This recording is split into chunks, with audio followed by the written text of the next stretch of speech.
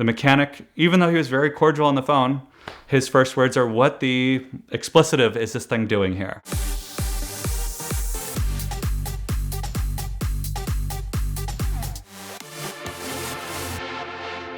Like Ed, I'm a big fan of getting a good deal and being a shrewd negotiator.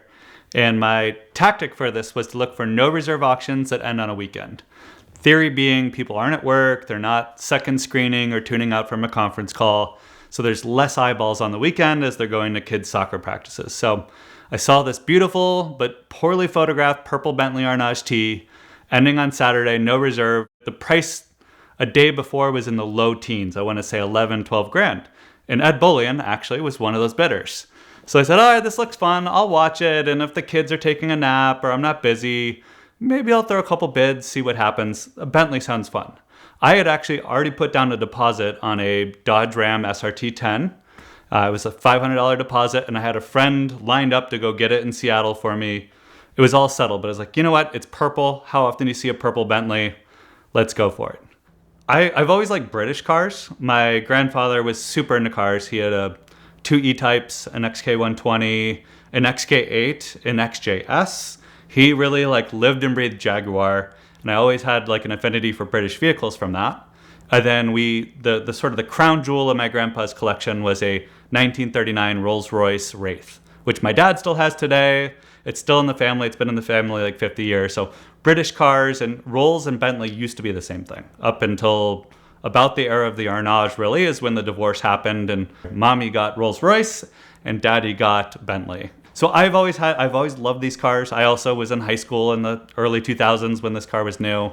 So it imprinted in my brain both the Silver Seraph and the Arnage. That's maybe where my love started, but then maybe about 2 years ago, someone mentioned, I saw an Arnage go for under 20 grand. And I thought, there is no way. Those are the most expensive car ever made. And of course they're not, but that's just how I remembered it.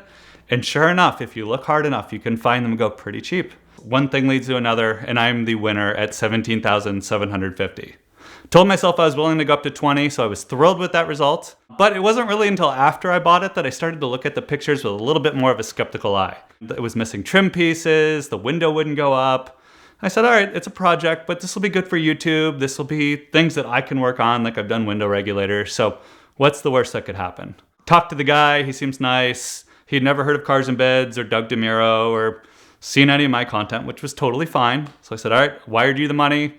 The shipper came. The shipper then wants to drop it off to me at 2 a.m, which is usually a red flag that they don't really want you to look at it too closely and just to sign it and let them go away. So I did that. It was dead. The Bentley Arnage actually has 2 batteries. Both of them were dead. So we jump started it. We got it into my driveway. That guy left like he was evading the police. And the next morning I woke up to figure out what I got myself into. So the good news was the car ran, which I had concerns about at that point. The bad news is the guy never rolled up the window or bagged it. So there was rainwater in the car. The seats were so brittle they started to crack.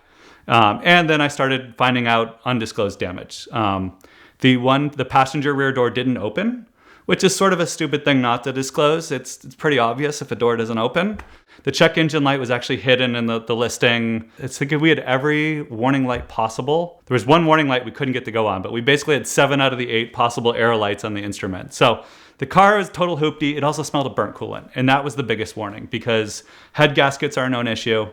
Usually when you smell burnt coolant, that's where to look at. I was also leaking coolant when I topped it up. So I drove it down to go see Doug and all my friends. We did a great video on their reactions, and Doug gave me a really sobering piece of advice, which is, this is your most ambitious project yet.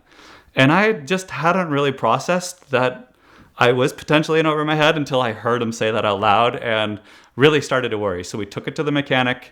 The mechanic, even though he was very cordial on the phone, his first words are, what the explicitive is this thing doing here? Like he'd forgotten he was talking to me or that I had an appointment. He warned me, he's like, I don't know if this car is worth saving. So I'm going to start with the compression test. I'm going to make sure that it's even worth putting any money into. So I'm not going to fix any of the things you asked me for. We're simply going to do an oil change, compression test. And if it passes, I'll give you the keys back. You go drive it around some more and then bring it back for round 2. Thankfully, after that, I think I had to prove to myself, to the mechanic, that I was going to stick with this and not just leave it with him as like a mechanic's lien project that he never got money for. So I proved myself to the mechanic. It went back to the mechanic 5 times in 5 months, but we're now sorted, I'll put that in air quotes. There's another guy on YouTube who reviews gadgets, and he bought a Arnage at auction, sight unseen. I want to say it was Mecum or one of the major houses. And he, without even looking at it, had the shipper send it directly to Bentley Broward, which is West Palm Beach, and said, open checkbook, restore whatever you want. He paid $40 for the car, and he spent $80,000 fixing it. When he got it back, the transmission started slipping on his drive home.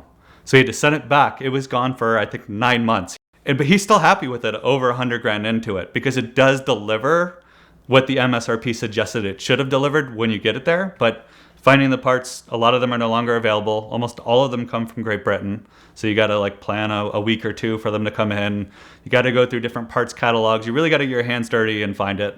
I've also had a lot of success on Facebook Marketplace finding junked ones, because the other big watch out on Arnages, besides heads gaskets, the cam, if the cam goes bad, it's no longer available and the engine's toast. But the biggie is if you lose the key. There's almost no way to get a key made. Bentley won't do it anymore. There's a few people that are a little black hat that can help you out for a few grand. But effectively, if you lose your last key, most people, they just leave the car. It's bricked. There's actually one for sale by me. The guy wants $5,000 for it because he lost the key.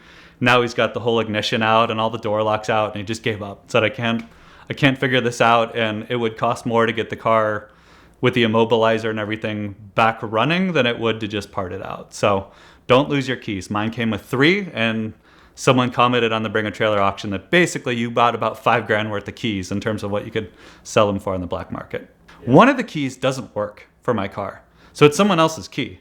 And that's why I took it to the one being parted out and tried to stick my key in there and be like, what would be the odds? They didn't make that many of them, but sadly it wasn't his magical key either.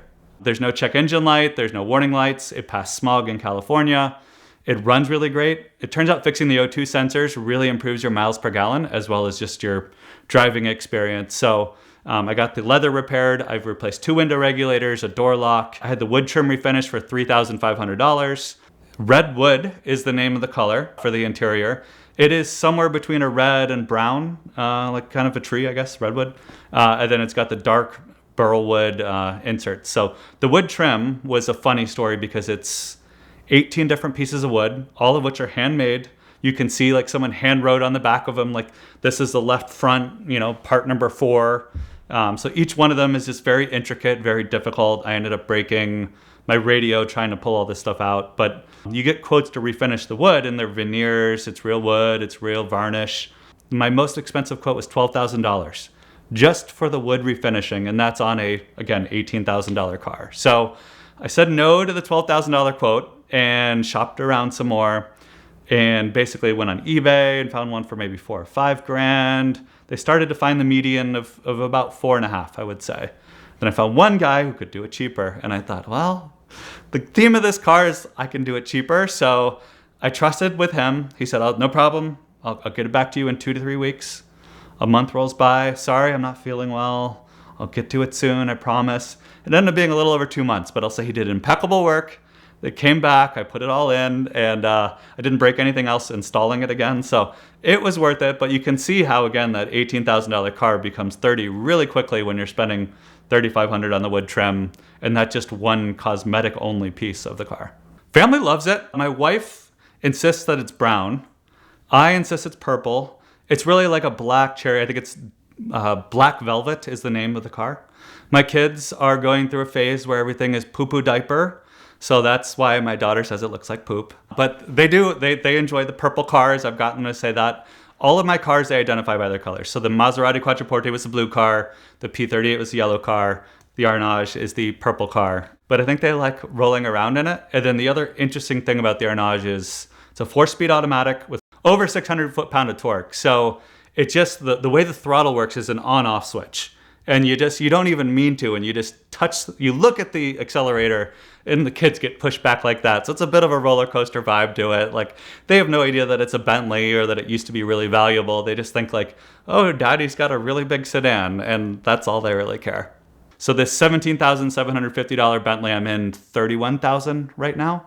And that's since December, so about 6 months.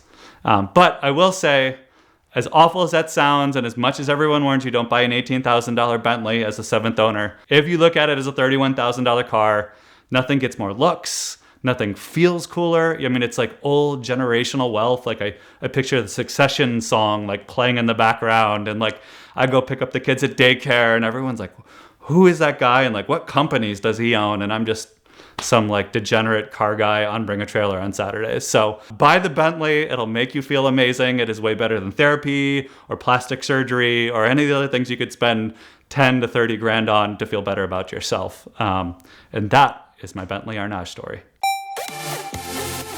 Right now, we've got the best deal we've ever offered from Avalon King. Their AS9 DIY ceramic coating is $30 off at the link in the description below, making it the best value in the world of ceramic coatings. They've also got half off of their IPA prep spray if you want that as well. It makes it so much easier to put the coating on, to level it out, and get the shine that you're looking for. One box is enough for a small to medium-sized car, maybe two if you've got a big SUV, and really anybody can coat an entire car in about an hour and a half. So check them out now at the link in the description below to thank them for their support of VINwiki and make your car look incredible with Avalon King.